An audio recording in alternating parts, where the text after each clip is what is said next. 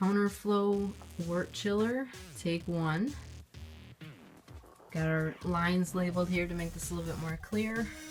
Right here we've got on the bottom end our cold water inlet, which is hooked up to our cold water spigot in the basement.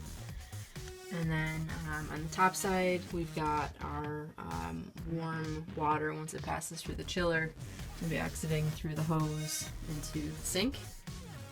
And then over here we have our hot wort, quote unquote, which is actually more around 212, 209, but it's too hot to put my face in there, so we're gonna just take our word for it. And then we've got our enormously long hot liquor hose. Got a 1/2 inch hose just going into a 5/16 hot hose. A lot more hose than we need here, but we can trim that up later. And then we've got our bucket, our bottling bucket or carboy.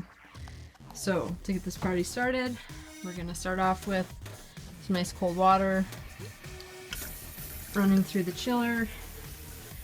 So it's running from the bottom of the coil up and around and around and around. It's going to be coming out this way. This is nice cold water coming through right now. We've got 57 degrees or so.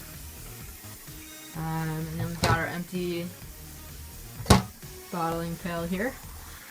We're going to open up our quote-unquote wort. This is just water for today's purposes. Alright, we've got some gravity now for our hose, which again is way too long, but we should be flowing through here now. Yep, this is nice and hot.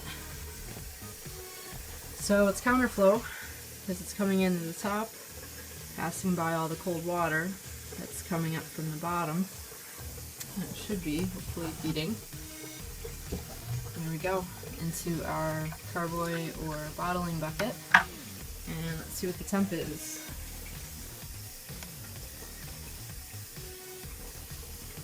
(62 degrees). So we're currently going from this ridiculously hot brew kettle, which is showing us 185. And as that's draining out through the series of hoses here,